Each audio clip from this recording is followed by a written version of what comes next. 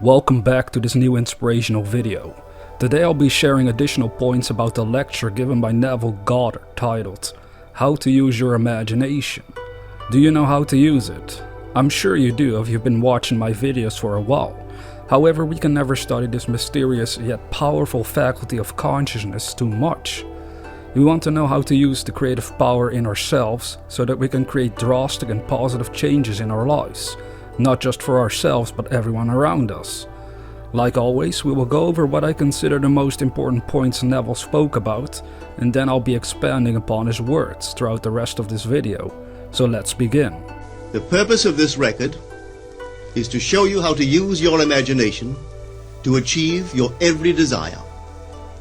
Most men are totally unaware of the creative power of imagination and invariably bow before the dictates of facts and accept life on the basis of the world without. But when you discover this creative power within yourself, you will boldly assert the supremacy of imagination and put all things in subjection to it. When the man speaks of God in man, he is totally unaware that this power called God in man is man's imagination. This is the creative power in man.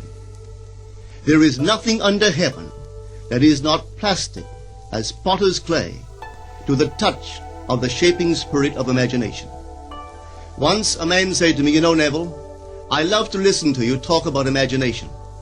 But as I do so, I invariably touch the chair with my fingers and push my feet into the rug just to keep my sense of the reality and the profundity of things." Well, undoubtedly he is still touching the chair with his fingers and pushing his feet into the rug. Alright, let's get right down to business. Did you catch the concept that most people only know their world based on sense perception? That's right. Most people go through their lives only looking at how things are and never grasp that they could actually change what is.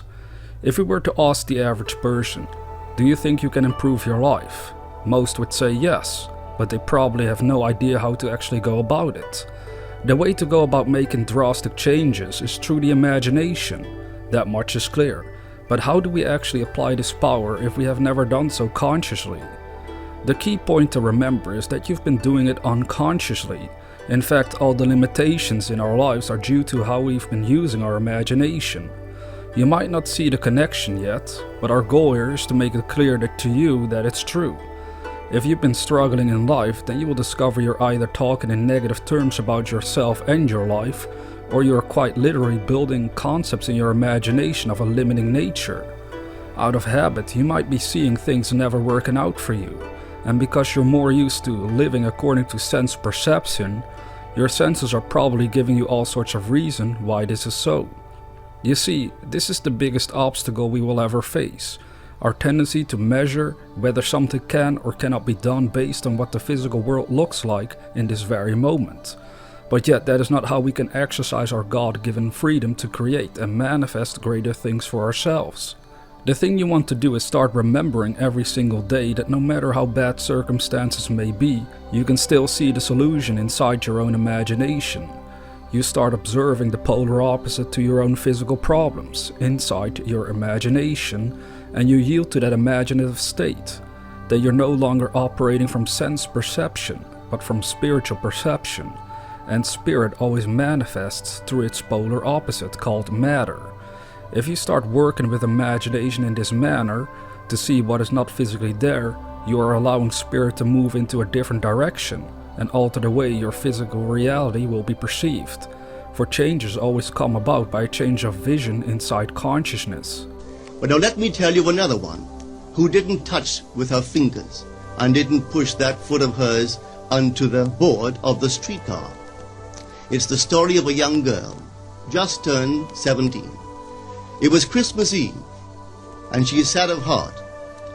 For that year, she had lost her father in an accident, and she's returning home to what seemed to be an empty house. She was untrained to do anything, so got herself a job as a waitress. This night is quite late, Christmas Eve. It's raining.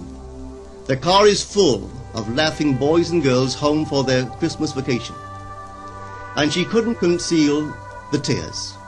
Luckily for her, as I said, it was raining. so she stuck her face into the heavens to mingle her tears with rain. And then, holding the rail of the streetcar, this is what she did. She said, "This is not rain, but this is spray from the ocean. And this is not the salt of tears that I taste, but this is the salt of the sea in the wind. And this is not San Diego. This is a ship, and I'm coming into the Bay of Samoa." And there she felt the reality of all that she had imagined. Then came the end of the journey, and all are out. 10 days later, this girl received a letter from a firm in Chicago saying that her aunt, several years before, when she sailed for Europe, deposited with them $3,000 with instructions that if she did not return to America, this money should be paid to her niece. They had just received information of the aunt's death and were now acting upon her instructions. 1 month later, this girl sailed for Samoa. As she came into the bay, it was late that night, and there was salt of the sea in the wind. It wasn't raining, but there was spray in the air, and she actually felt what she felt 1 month before, only this time she had realized her objective. What a fantastic example. We have to be honest with ourselves. At first, this story may seem like total coincidence, how a young girl managed to achieve something she imagined a month before. But it's not coincidence. It happened by spiritual law. The takeaway from this is that we have to fully grasp that had she not imagined that scene before it came to pass, it could not have come to pass. She either had to have had the desire unconsciously, or she deliberately envisioned what she desired so she could move towards it consciously. Ask yourself, am I operating in the same manner? Again, make no mistake about this. Most people actually are operating this power unconsciously, and as they do so, they also envision things not working out for them. What we want to start doing is imagine things working out for us. Catch the joy and excitement of this marvelous future you could create through the power of imagination. You have dreams, I have dreams, we all have them. They might differ from each other, but we all have some idea or concept going around in the depths of our minds of some sort of improvement we would like to experience. In order to make such improvements a reality, we have to yield to the dream and never sway. Never let it go based on contradicting sense perceptions. You want to start a business and you can't see any customers physically speaking. You do not know where the money is going to come from. You do not even know how to get yourself out there. But if you dare assume that you own a business and see it as successful, the ways for its realization will come to you. In most cases, you simply act unconsciously on the vision, for it feels natural to you. It will guide you into the right activities. Other times you might catch a glimpse of inspiration so profound on what you should do, you can't help but say, "Thank you, Father," or "Thank you, Universe, for bringing me this wonderful idea on which I could act to make my dream a reality." The main point again is always that we ourselves have to embrace the dream we want to realize from within, so it can move into form and become our physical lives on the without. Now this whole record is technique. I want to show you today how to put your wonderful imagination right into the feeling of your wish fulfilled, and let it remain there and fall asleep in that state. And I promise you from my own experience, you will realize the state in which you sleep if you could actually feel yourself right into the situation of your fulfilled desire and continue therein until you fall asleep. As you feel yourself right into it, remain in it until you give it all the tones of reality, until you give it all the sensory vividness of reality. As you do it, in that state, quietly fall into sleep.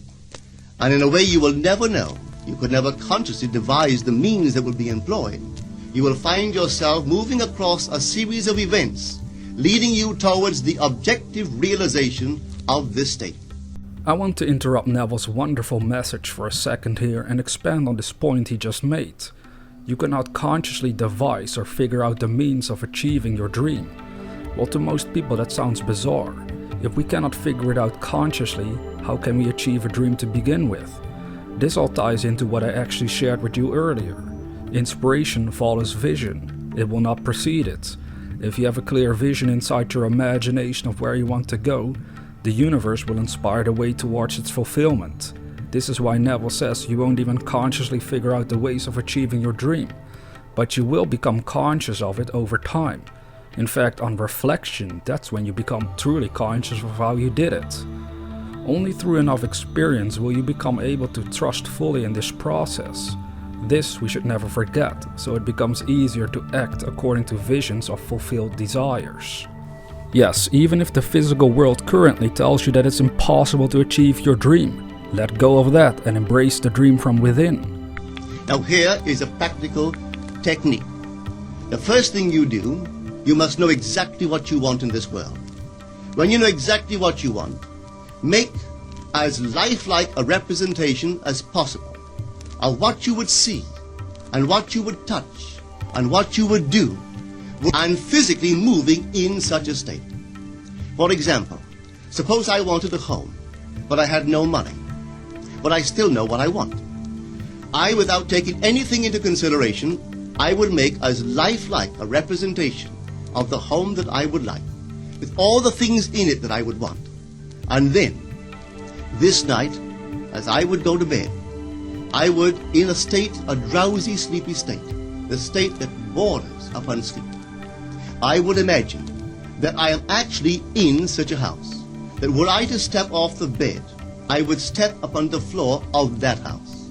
Were I to leave this room, I would enter the room that is adjacent to my imagined room in that house. And while I am touching the furniture and feeling it to be solidly real, and while I am moving from one room to the other in my imaginary house, I would go sound asleep in that state. And I know that in a way I could not consciously devise, I would realize my house. I have seen it work time and time again. If I wanted promotion in my business, I would ask myself what additional responsibilities would be mine were I to be given this great promotion. What would I do? What would I say? What would I see? How would I act? And then in my imagination, I would begin to see and touch and do and act as I would outwardly see and touch and act were I in that position. Again, this stuff is so awesome. Once you can say with me that this works based on personal experience. For example, I remember applying this technique every time I wanted to write a story. This is over 10 years ago by now, before I stumbled upon Neville's work, but I would always imagine the story unfold inside my imagination with such intensity I couldn't resist writing it any longer. I was led completely by my imagination. I saw what the characters went through if I were there with them, and then I started to create it on the physical side of life. I've also found this technique to work for any other goal I had throughout the years. In 2015, when I first started taking my dream of becoming a YouTuber serious with another channel, that is exactly what I did as well. I would imagine what it would be like were I to have 10,000 subscribers. Back in those days I had never achieved such a goal, so it seemed amazing if I were to achieve it. Night after night I would fall asleep seeing myself in possession of such a YouTube channel, and indeed it manifested. Oh yes, it did back then. Currently I'm doing the same for this channel, though I have a bigger vision for it altogether since I've already realized the 10,000 subscriber goal before in my past. Will it work this time? Oh yes, it can. When will it happen? I do not know. Even back then I didn't think of when it might happen. I simply operated from the wish fulfilled, and everything that needed to happen, happened. The inspiration and motivation I needed in order to make it so unleashed from the depths of my being. Again, I'm not sharing this to brag about anything I've done. I'm sharing it because you can apply this principle towards your own goals in life, no matter how unrealistic they may seem at first. At one point, such a goal of reaching that many viewers seemed unrealistic to me, for I had never done it before. But yet I desired to achieve it, and so I applied what Neville said, and it worked. If I now desired the mate of my life, were I now in search of some wonderful girl or some wonderful man, what would I actually find myself doing that would imply that I have found my state? For instance, suppose now I was a lady. One thing I would definitely do, I would wear a wedding ring. I would take my imaginary hands and I would feel the ring that I would imagine to be there. And I would keep on feeling it until it seemed to me to be solidly real. I would give it all the sensory vividness I am capable of giving anything.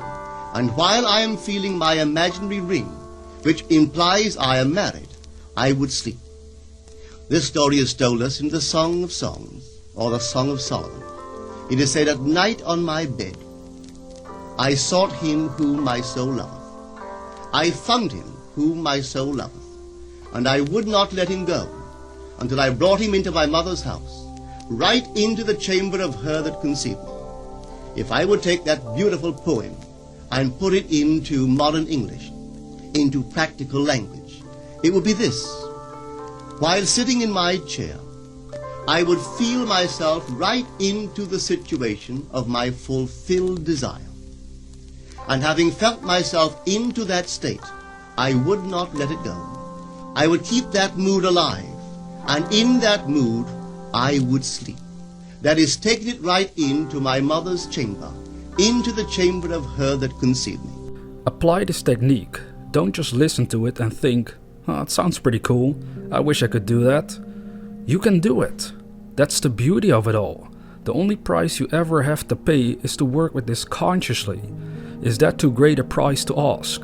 No money needed, no resources needed, just the power of your own wonderful imagination. What Neville just described is exactly how I go about my business in life these days. I know the only thing I have to do is operate from the mood of my fulfilled desires. I have to embrace it from within, so it can show up in the without. If I don't, I can forever keep telling people about my dream, but nothing would happen. Since I'm applying this technique, I know some of you have been on my channel when I just started this out back in April 2019, and you can't deny that it has been growing ever since. You've seen it for yourself. My goals don't grow out of coincidence or luck. They grow because I operate with a clear vision of where I want to go with my life and this channel. And so I simply yield myself to that dream, and I endure until the end of times if I have to. Are you that intense with your own dreams? If not, that's what you're called upon to do. For once you do, all sorts of wonderful things will take place. You know, people are totally unaware of this fantastic power of the imagination. But when man begins to discover this power within him, he never plays the part that he formerly played. He doesn't turn back and become just the reflective life.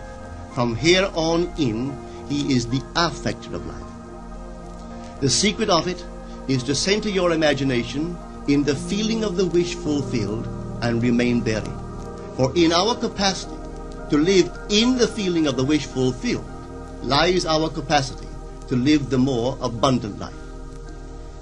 Most of us are afraid to imagine ourselves as important and noble individuals, secure in our contribution to the world, just because at the very moment that we start our assumption, reason and our senses deny the truth of our assumption. We seem to be in the grip of an unconscious urge, which makes us cling desperately to the world of familiar things and resist all that threatens to tear us away from our familiar and seemingly safe moorings. But I appeal to you to try it. If you try it, you will discover this great wisdom of the ancients, for they told it to us in their own strange, wonderful, symbolical form. But unfortunately, you and I misinterpreted their stories and took it for history when they intended it as instruction to simply achieve our every objective. Here we have another great example given by Neville. If we start to imagine our lives working out for us, everything going well, achieving greatness in whatever we desire to do on planet Earth, our old programming will make us believe we're a fool. We are delusional. We've touched on this before, but it's due to the self-image from which we operate. If you currently do not believe you are capable of achieving that great success you can see inside your imagination, then you will forever miss the mark. All you have to do is dare reach a point you believe more in the visions of fulfilled desires than you would believe in the things shown through sense perception alone. It may take some work to achieve this attitude in life, but the results will be phenomenal. You will live such a wonderful life of joy and fulfillment. You cannot even imagine all the blessings in store for you once you finally trained yourself enough to operate in this manner. You operate from imagination and let it alter the physical, and no longer let the physical influence the inner self of imagination. Reverse your attitude and set yourself free from bondage. If you are new to this channel, consider subscribing to receive inspirational videos on a regular basis. And with that being said, dear viewer, never forget that we are the dreamers.